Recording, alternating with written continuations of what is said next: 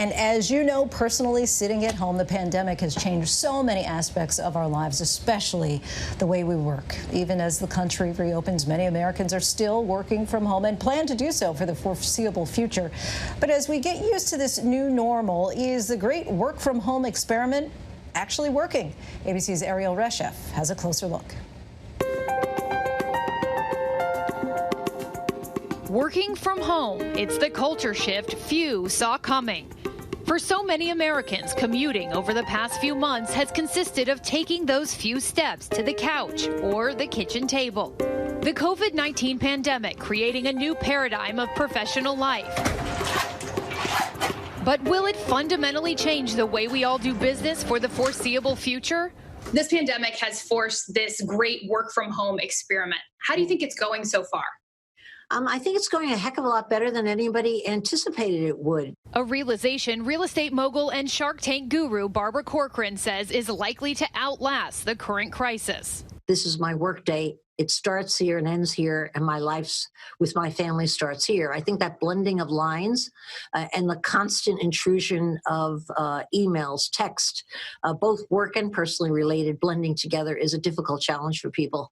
But I think, too, I really think that people are going to come out of this long term. Maybe I'm convincing myself of this, but I feel so myself. A greater sense of what's important in life. Do you believe the screen is a barrier to productivity, or can it actually spur some kind of creativity? Yeah, a lot of good creative thinking can happen on Zoom.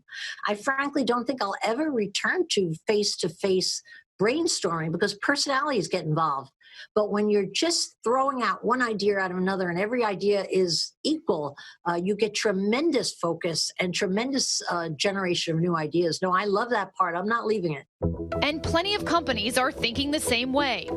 Amazon, Google, Microsoft, Morgan Stanley, and Zillow, all extending work-from-home options for employees. Visa, Spotify, and Shopify are letting people work from home through at least the end of the year. Twitter CEO Jack Dorsey going a step further, telling staff they'd be allowed to work from home forever if they choose. And Facebook with its 50,000 plus workers following suit. CEO Mark Zuckerberg announcing the company is planning for some to permanently work from home. But there's a catch. Employee salaries are likely to change to match local costs of living, which may make people think twice before moving out of state. But what about those who can't work from home? Of course, it's easy for white-collar workers who can work online to say, don't work here, work at home. It's very different that if you're working in a restaurant and you're serving somebody their meal, vastly different. You can't work at home. These people that are keeping things going, at least with a semblance of normality, are really our heroes. For many other companies, the return to the physical office, whenever it happens, may not be full-time. According to a recent survey, 49% of Americans say they would feel comfortable returning to their regular routine today, which is up from 41% in May. 50% say they would not feel comfortable, down from 58% in May. And of those 50%, a majority say they won't be able to resume their regular routines at all this year. But for those who will be returning, what might you find when you get there? Real estate company Cushman & Wakefield understands it goes beyond just physically going into the office.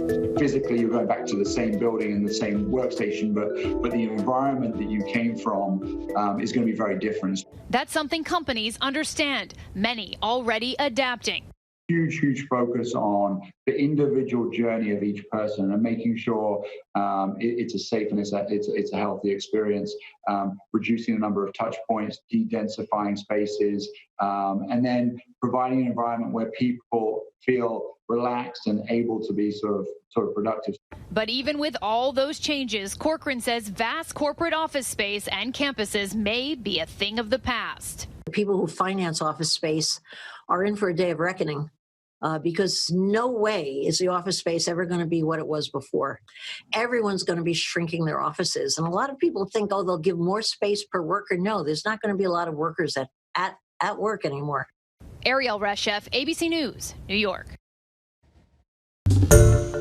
Hi, everyone. George Stephanopoulos here. Thanks for checking out the ABC News YouTube channel. If you'd like to get more videos, show highlights, and watch live event coverage, click on the right over here to subscribe to our channel. And don't forget to download the ABC News app for breaking news alerts. Thanks for watching.